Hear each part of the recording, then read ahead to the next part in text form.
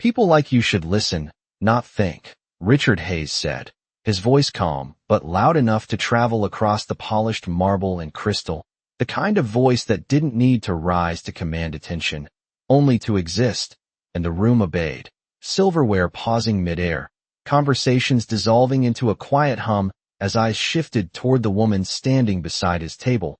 Emily Carter didn't move right away, not when the words landed, not when a few quiet laughs followed like echoes that weren't meant to be cruel but weren't kind either. She simply stood there with her order pad resting lightly against her palm, her posture straight, her expression neutral, as if the moment had not yet decided what it wanted to become. The restaurant glowed in warm amber light, reflections dancing across wine glasses that cost more than her weekly paycheck. Outside the windows the city stretched into the night, all glass and steel in motion. But inside, everything slowed around table 12. Richard leaned back in his chair, one arm draped casually over the backrest as if he owned not just the table, but the air itself. His watch caught the light, a subtle flash of precision and power. He wasn't angry. Not really. This wasn't anger. This was entertainment, the kind that came from testing boundaries he assumed didn't exist. So go ahead. He continued, tapping a pen lightly against the thick folder in front of him. A contract waiting for ink. You were saying something about market timing. His tone shifted just enough to suggest amusement, to suggest that whatever she had said before was a curiosity at best, a mistake at worst. Emily's fingers adjusted slightly on the edge of the notepad, a small movement, almost invisible, but deliberate. Around them, a group of men in tailored suits exchanged glances, some smiling politely, others watching with the quiet interest of people who knew they were witnessing something that might become a story later, the kind you tell over drinks. About the night a waitress forgot her place. Emily's gaze dropped briefly, not in submission, but in focus, as if she were replaying something in her mind, a number, a phrase, a detail too small for anyone else to notice. Then she looked up again, her eyes steady, not challenging, not soft, just present.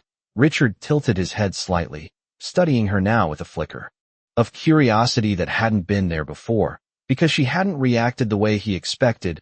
No apology, no flustered correction, no retreat, just stillness, and stillness, in a room like this, was unusual. Well, he prompted, a faint smile returning, the pen still tapping, a quiet rhythm against paper that sounded almost like a countdown. Emily took a single breath, controlled, measured, the kind of breath that didn't belong to someone overwhelmed, but to someone deciding, and for a moment, just a moment, there was something else behind her eyes, something that didn't match the uniform, something that didn't fit the role everyone had already assigned to her, something that suggested she had heard voices like his before, in rooms like this, long before she ever carried a tray. But she said nothing yet, not because she didn't have an answer, but because timing, she understood, was everything. And somewhere between the soft clink of glass and the distant murmur of the city beyond the windows, the room leaned in without realizing it, waiting for a response they weren't prepared for. The silence did not break all at once. It stretched, thin and delicate, like glass under pressure, and Emily let it stay that way, because silence, she knew, had weight when you did not rush to fill it. Richard's pen slowed, the faint tapping against the contract losing its rhythm as his eyes narrowed just slightly. Not in anger, not yet, but in recalculation. He was used to people reacting quickly, defensively, emotionally. But this was different. This pause, this control, it unsettled. Something small and unfamiliar. You mentioned market timing, he said again, this time more measured, as if adjusting his approach without admitting it. A few people shifted in their seats, the earlier amusement fading into something quieter, more attentive. Emily glanced at the folder on the table, not directly at the signature line, not at the bold numbers printed in confident font, but at a single page slightly misaligned beneath the others, a detail most would miss. Her eyes lingered there, for just a second too long to be accidental. Then she spoke, her voice even, calm, carrying just enough to be heard without demanding it. It is not the timing, she said, and stopped, letting the words settle before continuing. It is the clause on page 17. The room did not react immediately, because most of them had not read page 17, and those who had did not expect a waitress to mention it. Richard's expression did not change, but his hand stilled completely now, the pen hovering above paper. Page 17, he repeated, almost softly, as if testing the phrase. And what about it? There was a hint of challenge there, but thinner than before. Emily shifted her weight slightly, not away from the table, not retreating, just grounding herself. Her fingers moved, almost absent-mindedly, tracing the edge of her notepad, a gesture that looked casual but felt precise. The adjustment trigger, she said. It is tied to a quarterly index that has not been updated in 6 months. A man across the table frowned. Another leaned forward. The energy at the table changed, subtle but undeniable. Richard's eyes flickered to the folder, then back to her. That is standard language, he replied, his tone controlled. But the certainty had a small fracture now, barely visible. Emily nodded. Once, acknowledging the point without conceding it. It is standard, she agreed, when the index is active.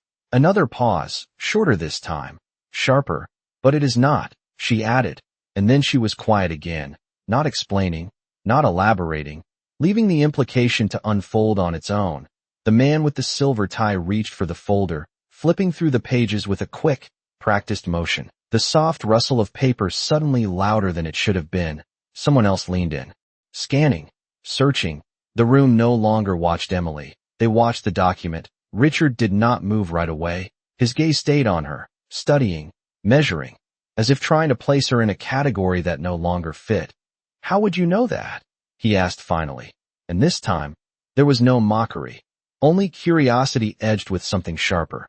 Emily met his gaze without hesitation, her expression unchanged. Because it was suspended last quarter, she said. After the regulatory review, the man with the silver tie stopped flipping pages, his finger pressing down on a line as his expression shifted from confusion to something more serious. She is right, he murmured, almost to himself, but loud enough for the table to hear. The words landed heavier than any raised voice could have. Richard's jaw tightened slightly, not in anger, but in focus. His attention snapped fully to the document now. Scanning, calculating. The room held its breath again. But this time, it was different. Not anticipation of embarrassment, but recognition of consequence. Emily did not move, did not step back, did not fill the space with more information. She had said enough, more than enough. The weight of it was already spreading across the table, into the room, into the quiet understanding that something significant had just shifted. A deal that moments ago felt inevitable now balanced on a detail no one had considered worth noticing.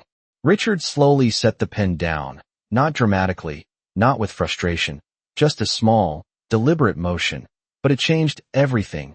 He looked up at her again, and this time, there was no trace of the earlier amusement, no hint of dismissal, only a question he had not expected to ask tonight.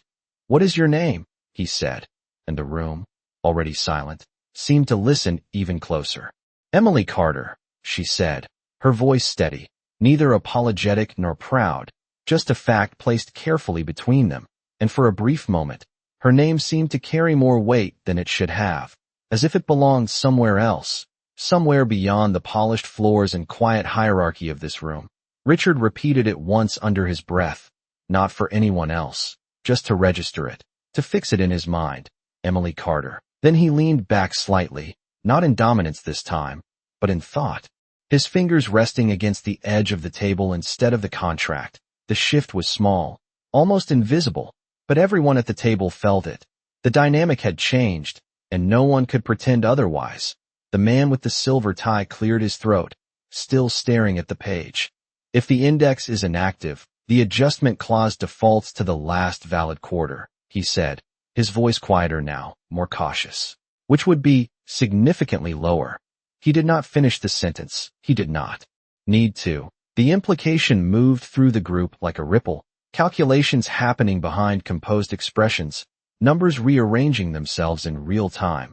Richard's gaze dropped briefly to the contract, then lifted again to Emily, studying her with a level of attention that no one in her position was ever meant to receive. You are suggesting this deal is mispriced, he said, not as a challenge, but as a clarification. Emily did not rush to answer. She let the question sit for half a second, then nodded once, a simple acknowledgement. I am suggesting, she said carefully, that the assumptions behind it are outdated. Her tone remained neutral, almost detached, as if she were discussing something abstract rather than a decision worth tens of millions of dollars. A man at the far end of the table exhaled slowly, leaning back as if the air itself had shifted. Another reached for his phone, discreetly, already checking something, verifying, confirming. The room no longer saw Emily as part of the background. She had become the point around which everything else was now rotating. Richard's expression hardened slightly, not in anger, but in focus, the kind of focus that had built his entire empire. He reached for the folder again, flipping directly to the page she had mentioned, his movements precise, efficient, the earlier ease replaced by something sharper, more deliberate. He read in silence, the seconds stretching, the faint hum of the restaurant returning at the edges, but never fully breaking the concentration at the table. Emily remained still, her hands relaxed at her sides now. Her role technically finished, but the moment had not released her yet, and she knew better than to interrupt it. After a few seconds, Richard stopped reading, his finger resting lightly against a line of text. Then he let out a breath, not heavy, not dramatic, just controlled. This was reviewed, he said, more to himself than to anyone else, as if tracing back the chain of decisions that had led here. The man with the silver tie nodded, but did not sound certain anymore. It was, he said, before the suspension. The distinction hung in the air, subtle but critical. Richard closed the folder slowly, not snapping it shut, just pressing it flat against the table, the pen still lying untouched beside it.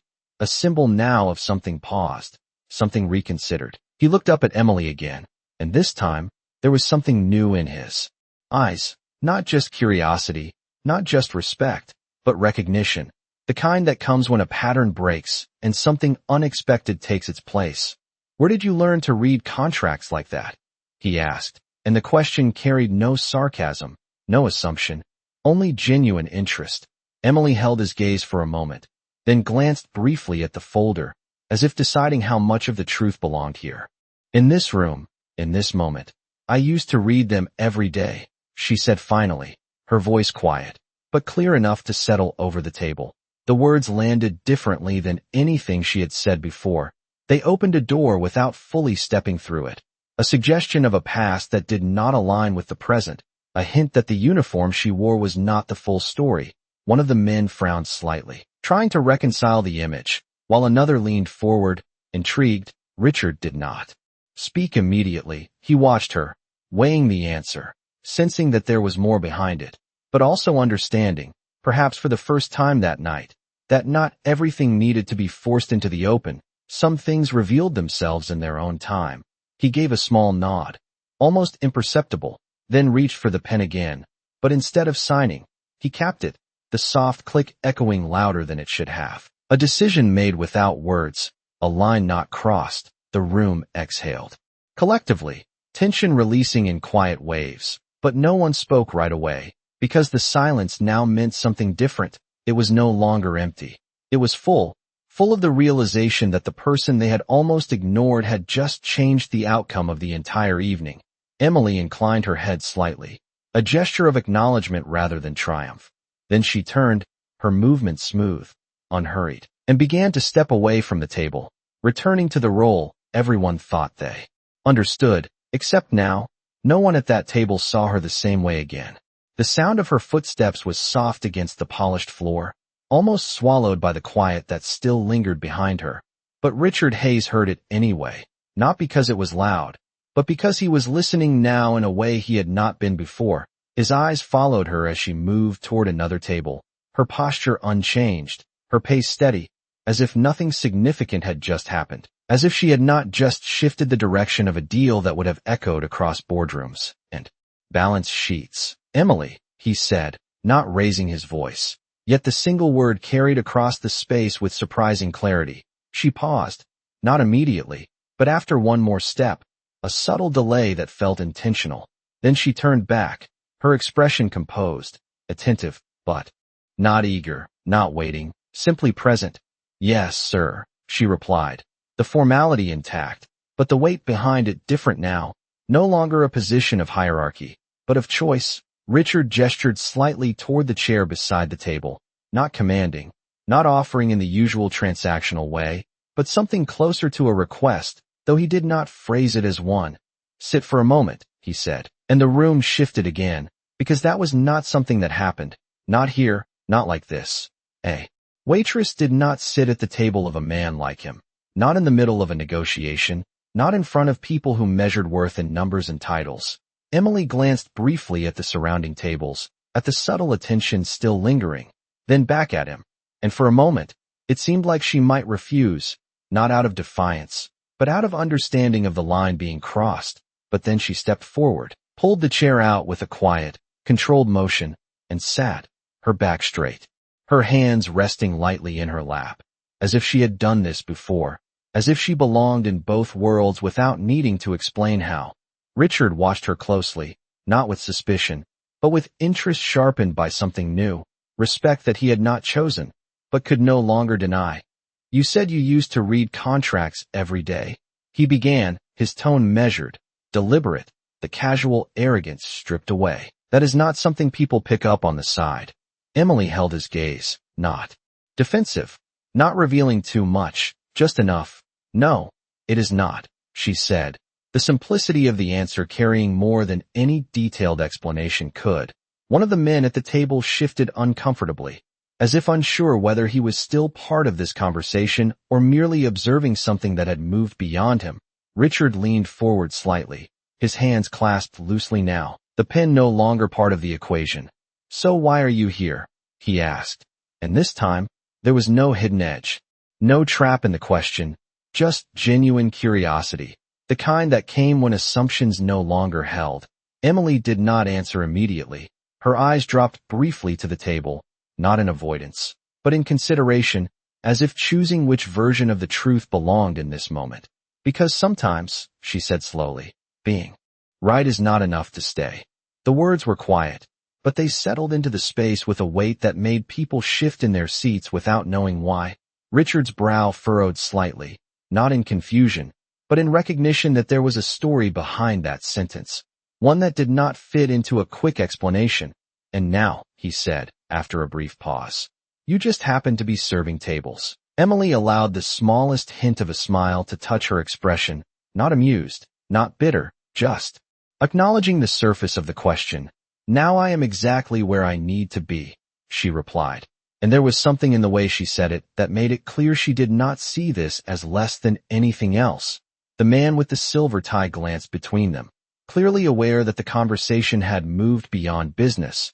Yet unable to look away, Richard studied her for another moment, then leaned back, exhaling slowly, as if adjusting to a reality that did not follow his usual patterns. "You just saved me from signing something I should not have," he said, not dramatically, just stating a fact. Emily shook her head slightly. "I pointed at something," she corrected. "You decided what to do with it." The distinction was subtle, but important, and Richard caught it.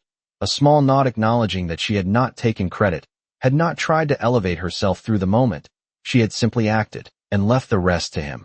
He glanced at the closed folder, then back at her.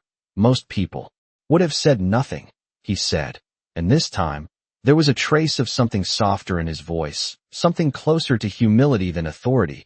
Emily's eyes met his again, steady, unwavering. "Most people were not asked to speak," she replied, and the sentence hung there, simple, undeniable. The room fell quiet again, not out of tension, but out of understanding, a different kind of silence, one that did not press down, but opened something up. Richard looked at her for a long second, then gave a small, almost imperceptible nod, as if accepting a lesson he had not expected to receive tonight. And for the first time since he had walked into the room, he did not try to control what came next. The air around the table did not return to normal, it shifted into something quieter, more deliberate, as if everyone present understood that whatever had just happened could not be undone or dismissed. Emily remained seated for a moment longer, not because she was waiting for permission to leave, but because the moment itself had not fully settled. Richard's gaze moved from her to the closed contract and back again, as if measuring two versions of the same evening, one that almost happened and one that now would not. He reached for the folder once more, opening it again, slower this time, more careful, his fingers tracing the edge of the page she had mentioned. But instead of reading it again, he closed it halfway, as if acknowledging that the answer was no longer in the paper, but in the awareness that had just been introduced. This deal would have gone through in 10 minutes, he said, his voice lower now, not for the room, but for the space between them. Emily nodded slightly. Most of them do, she replied, not as criticism, but as observation. One of the men across the table shifted again, adjusting his tie as if the fabric had suddenly become uncomfortable. Another cleared his throat, glancing toward Richard as though waiting for direction that did not come. Because for the first time that evening, Richard was not performing for anyone. He was thinking, and thinking, in a room like this, was rarely visible. Do you know how many people reviewed this before it reached me? He asked, not expecting an answer, but asking. Anyway, Emily's expression did not change. Enough to assume it was correct, she said, and there was no accusation in her tone. Only clarity.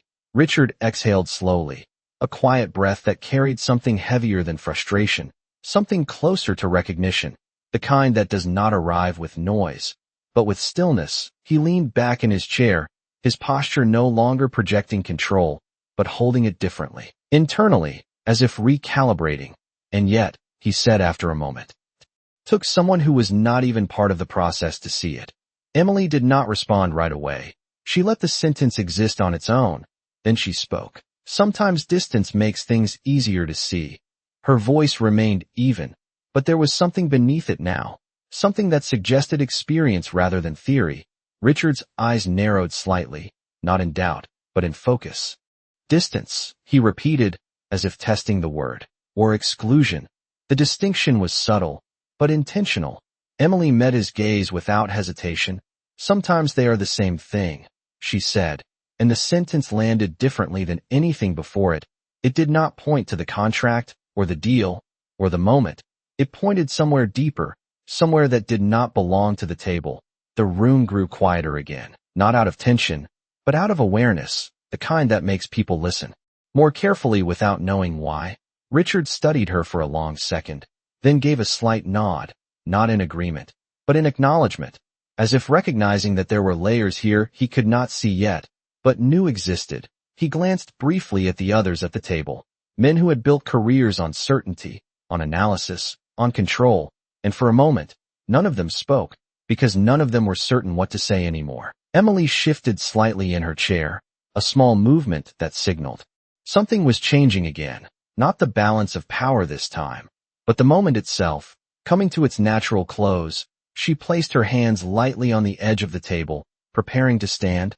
I should get back to my section, she said, her tone respectful, but not deferential, simply stating what was true. Richard did not stop her immediately. He watched her as she rose, the movement smooth, unhurried, as if she carried the same control in leaving as she had in speaking. Emily, he said. Again, and this time, there was something different in the way he said her name, not as a call, but as a recognition. She paused, turning back just enough to acknowledge him. Yes, she said, and for a brief second, the room seemed to hold its breath once more, not because something dramatic was about to happen, but because something quiet and important already had. Richard looked at her, then at the contract, then back at her again, as if aligning two realities that no longer fit together the way they had before. Thank you, he said, simple, direct, without embellishment, without performance, and in a room where words were often used to negotiate, persuade, or control, the simplicity of it stood out more than anything else that had been said that night. Emily inclined her head slightly, acknowledging the words without absorbing them as something owed. You are welcome, she replied, her voice steady. Then she turned and walked away, not quickly, not slowly, just as she had before, returning to the quiet rhythm of her work. But now, every step carried a different weight, not visible, not announced, but understood, and behind her, at table 12, Richard Hayes did not reach for the pen again. The rhythm of the restaurant resumed, but not in the same way it had before. It moved around Emily now, not through her, as if something unseen had shifted in the space she occupied. She approached another table with the same calm precision, placing a glass of water, adjusting a napkin, responding to a quiet request, her movements unchanged, her voice steady. Yet the awareness of what had just happened followed her like a quiet echo, not something she carried, but something others now noticed. At table 12, the conversation had not restarted, not fully. The men remained seated, but their attention no longer rested on the numbers in front of them. It lingered in the absence of action, in the contract that remained unsigned. Richard Hayes sat with his hands resting lightly on the table, his gaze not fixed on anything in particular, but moving between details, the edge of the folder, the reflection in his glass, the space where Emily had been sitting moments ago. He was not used to pauses like this, pauses that did not signal weakness, but clarity. One of the men finally broke the quiet. "We can have legal review the clause again," he said, his tone careful, measured, as if stepping into unfamiliar ground. Richard nodded slightly, but did not reach for the folder. "We will," he replied, but his voice carried something different now. Not urgency, not pressure, just decision. Another man leaned forward, trying to recover momentum. "The overall structure is still strong," he added, as if reminding the table of what they had believed before. Richard looked at him, not dismissively, but thoughtfully. "It might be," he said, "but it is not complete." The words were simple, but they closed the door on any attempt to move forward without reconsideration. The group fell quiet again, not because they had nothing to say, but because the framework they relied on had shifted, and they were still adjusting to it. Richard reached for his glass, lifting it slightly, then setting it back down without drinking. A small, absent gesture that revealed more than he intended.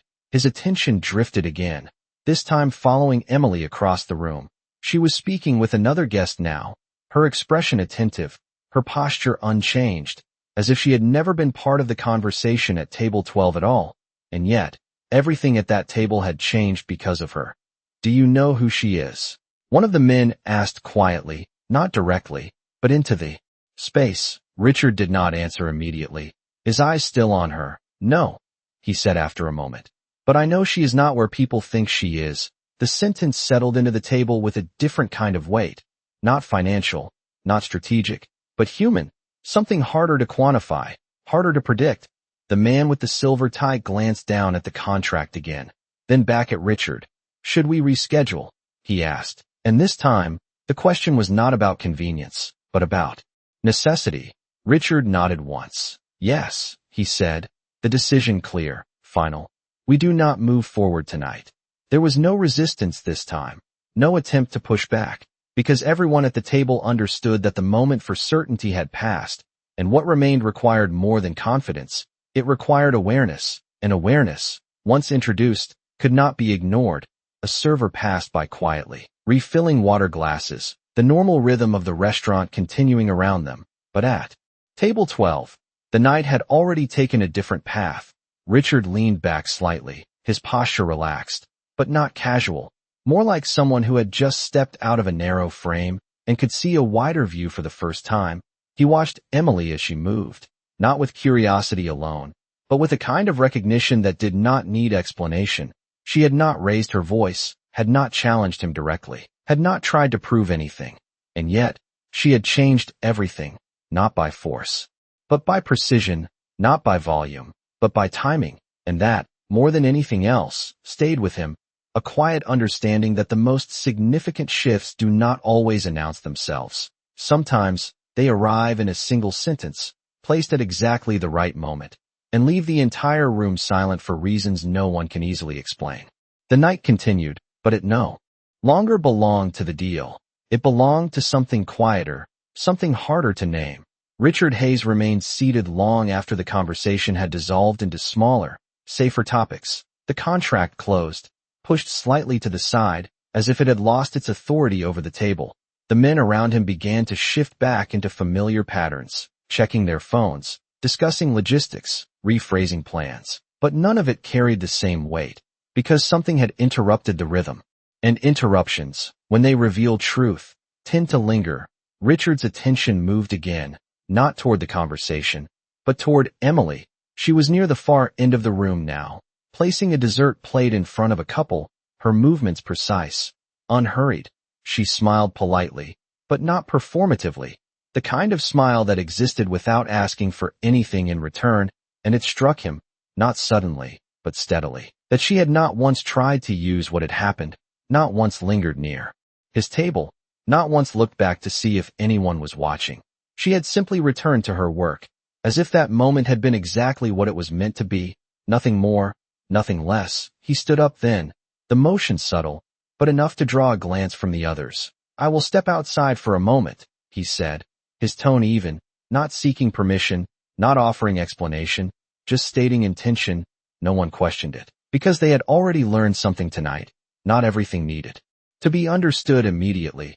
He walked through the restaurant with a measured pace, not hurried, not slow, just deliberate. The low hum of conversation brushing past him, the soft clink of glass, the muted rhythm of a place that continued regardless of what happened at any one table.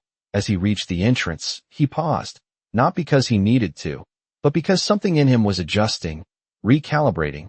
Then he stepped outside, the cool night air meeting him with a clarity the room did not have. The city stretched around him, lights reflected in the glass buildings across the street, cars moving in steady lines, people passing without noticing him. And for a moment, he stood still, not thinking about numbers, not about contracts, but about a sentence, simple, precise, placed at exactly the right moment. He had built his life on anticipating outcomes, on controlling variables, on staying 3 steps ahead. But tonight, something had come from outside that system, something he had not predicted, and it had not disrupted him. It had refined him. He exhaled slowly, then turned back toward the entrance. As he stepped inside again, his gaze moved instinctively across the room until it found her. Emily was at the service station now, writing something on her pad, her focus steady, her presence unchanged. He approached, not with the authority he had carried earlier, but with something quieter, more intentional. She looked up as he neared, her expression neutral, attentive, as it had been from the beginning. "Are you leaving, sir?" she asked, her tone consistent, not assuming, not adjusting, just present. Richard shook his head slightly. "Not yet," he said, then paused, as if choosing his next words with more care than usual. "I realized something," he continued, and for a moment, the noise of the restaurant seemed to fade just enough to make space for the conversation. Emily waited, not prompting, not interrupting, just listening. "I spend most of my time speaking," he said, giving direction, asking questions, expecting answers. He glanced briefly toward his table, then back at her. "But tonight, the most important thing I heard was something I was not supposed to hear." Emily's expression softened, not with emotion, but with understanding, a recognition of what he was trying to say without needing him to explain it fully. "Sometimes," she replied, her voice calm, "the most important things are not said for the room." The sentence settled between them, quiet, complete. Richard nodded slightly, accepting it, not analyzing it, not turning it into something else, just letting it exist. And for a moment, neither of them spoke, not because there was nothing left to say, but because what had been said was enough, the kind of enough that does not need to be extended. He gave a small nod, almost to himself, then stepped back, creating space again, not out of distance, but out of respect. Emily inclined her head slightly, acknowledging the moment without holding on to it, then returned to her work, her pen moving across the pad, the rhythm of the restaurant continuing around her, unchanged on the surface, but beneath it, something had shifted, something that would not be seen in numbers or contracts, but in the way one person chose to listen and the way another chose to speak only when it mattered. The night edged closer to its quiet conclusion, but the space between moments still held something unresolved, something not finished in the usual sense. Richard Hayes returned to his table, but he did not sit immediately. He stood there for a second, looking at the empty chair across from him, the same chair where Emily had sat only minutes earlier, and it felt different now, not because of the object itself, but because of what it had witnessed. He placed his hand lightly on the backrest, then finally sat down, slower than before, more aware. The men around him had resumed speaking, carefully now, their words measured, their tone recalibrated. But even as they discussed revisions and follow-ups, there was an unspoken understanding that the evening had already shifted its purpose. This was no longer about closing a deal. It was about not closing the wrong one. Richard listened, but he did not lead, not yet. His usual instinct to direct, to decide, held back by something quieter, something more precise. "We can reconvene in the morning with updated projections," one of the men suggested, his voice cautious, almost seeking approval. Richard nodded once, not dismissing, not endorsing, simply acknowledging. "Send me everything by 8, he said, and that was enough. The table adjusted to the new instruction without resistance, because authority had not disappeared, it had changed shape. It no longer needed to dominate the room to exist. A few minutes passed, the conversation thinning naturally, glasses emptying, chairs shifting slightly as the energy of the table began to disperse. One by one, the men gathered their things, offering brief remarks, nods of agreement, the quiet rituals of ending a meeting that had not gone as expected, but had not failed either. When the last of them stepped away, Richard remained seated, alone now, the contract still closed, the pen still capped, the decision still intact. He reached for the folder once more, opening it. Halfway, not to review, but to confirm, to see the page again with a different understanding. His eyes moved over the text, slower this time, not searching for confirmation, but recognizing what had been overlooked, and then he closed it again, gently, as if the action itself carried meaning. Across the room, Emily moved between tables, the final wave of the evening settling into place, fewer guests. Now, softer voices, the kind of quiet that comes when a place begins to wind down. She approached his table once more, not because she had been called, but because it was part of her section, part of her rhythm. "Can I get you anything else?" she asked, her tone consistent, unchanged by everything that had happened. Richard looked up at her, and for a moment, he did not answer right away, not because he did not know what to say, but because he understood now that what he said mattered. Differently, "No," he replied, then paused, a small shift in thought. "Actually," he added, his voice still calm, but carrying intention, "I would like to ask you something." Emily met his gaze, not hesitant, not expectant, just present. "Go ahead," she said, and there was no trace of the earlier distance, only clarity.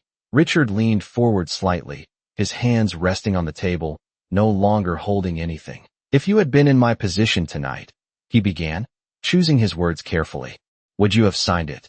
The question hung in the air, not as a test, not as a trap, but as something genuine, something he was willing to hear answered honestly. Emily did not respond immediately. She let the question settle, then she glanced briefly at the folder, then back at him. "No," she said simply, and the simplicity carried more certainty than any long explanation could have. Richard nodded slowly, accepting it without resistance, without defense. "Why?" he asked, not because he doubted her, but because he wanted to understand the perspective that had interrupted his own. Emily's eyes remained steady. "Because," she said, her voice calm, measured. "When something small does not make sense, it usually means something bigger has not been seen yet." The sentence landed with quiet precision, not dramatic, not forceful, but complete. Richard leaned back slightly, letting the words settle, not analyzing them immediately, not turning them into strategy, just holding them for what they were, insight without noise. He gave a small nod, more to himself than to her, then looked up again. "That is a costly way to think," he said, not as criticism, but as observation. Emily allowed a faint, almost imperceptible smile. "So is not thinking it," she replied, and this time, the room did not need to fall silent, because the silence was already there, built into the understanding between them. Richard held her gaze for a moment longer, then nodded once more, a gesture of acknowledgement, not conclusion, and as she turned to leave again, the distance between them no longer felt like a divide, but like space, space where something had been seen clearly, without force, without noise, and that clarity, more than any signed contract, was what remained. The restaurant had begun its slow descent into quiet, the kind that comes not from emptiness but from completion, tables clearing one by one, conversations softening into murmurs, the glow of the lights warmer now, less performative, more real. Richard Hayes remained seated for a few moments after Emily walked away, his gaze resting on the closed folder in front of him. But he did not open it again. He did not need to. What mattered was no longer inside those pages. It was already understood. He reached into his jacket, pulled out his wallet, and placed a card on the table beside the check, not with the casual motion of someone settling a bill, but with intention, a quiet acknowledgement of something that had changed beyond the transaction. When Emily returned, her steps as steady as before, she picked up the folder, her eyes briefly scanning the receipt, then the card, and for a moment, she paused, not because of the amount, but because of the gesture itself. It was not excessive, not dramatic, just precise, aligned with everything else that had happened that night. She looked up at him.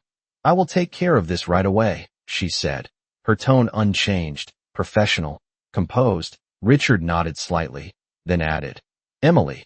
And she met his gaze again, attentive, present. "That is not a tip," he said, his voice calm. "It is for your time." The distinction was subtle, but intentional. Emily studied him for a second, not surprised, not impressed, just understanding what he was trying to convey. Then she gave a small nod. "Time is part of the job," she replied, and the sentence carried no resistance, no acceptance, just clarity. Richard allowed the faintest hint of a smile, not because he expected her to accept it differently, but because he understood now that she would not redefine her role for anyone, not even for him. "Then consider it," he said after a brief pause. For the moment, that was not. Emily's expression softened. Just slightly, not emotionally, but with recognition. She glanced once more at the card, then back at him. "Moments like that are not owned," she said, her voice quiet. "They just happen." And with that, she turned, walking toward the service station, leaving the card exactly where it was, not rejecting it, not emphasizing it, simply placing it back into the flow of the evening. Richard watched her go, and for the first time, he did not try to interpret her response. He did not analyze it. He simply accepted it as it was, a reflection of something he was still learning to understand. He stood up then, buttoning his jacket with a smooth, practiced motion. But even that felt different now, less like preparation, more like conclusion. He picked up the folder, holding it lightly, as if its weight had changed. Then he reached for the card again, sliding it back into his wallet without hesitation, the gesture quiet, but deliberate, as if acknowledging that not everything needed to be compensated. Some things needed to be recognized differently. As he walked toward the exit, the restaurant moved around him, servers passing, guests finishing their meals, the ordinary rhythm continuing. But he moved through it with a different awareness, not detached, not distracted, just present. At the door, he paused for a brief second, not to look back, but to take in the space as it was, the light, the quiet, the subtle movement of people who would never know what had shifted at table 12. And then he stepped outside, the cool air meeting him again, sharper now, clearer. He adjusted his jacket slightly, then began to walk, not toward a destination, but forward, the city stretching ahead in familiar lines that felt just slightly different. Behind him, inside the restaurant, Emily continued her work, clearing a table, aligning silverware, resetting the space for the next guest. Her movements the same as always, calm, precise, unnoticed by most, but not by all. One of the servers nearby glanced at her, then back at table 12, then at her again, as if trying to understand something that did not fit into words. Emily did not acknowledge it. She simply continued, because for her, nothing had changed in the way it needed to, and everything had changed in the way it mattered. And as the last of the evening settled into stillness, the room held a quiet truth, one that no one announced, no one wrote down, but everyone who had been there could feel, that sometimes the most powerful shift does not come from being heard the loudest, but from knowing exactly when to speak, and having nothing left to prove when the room finally listens.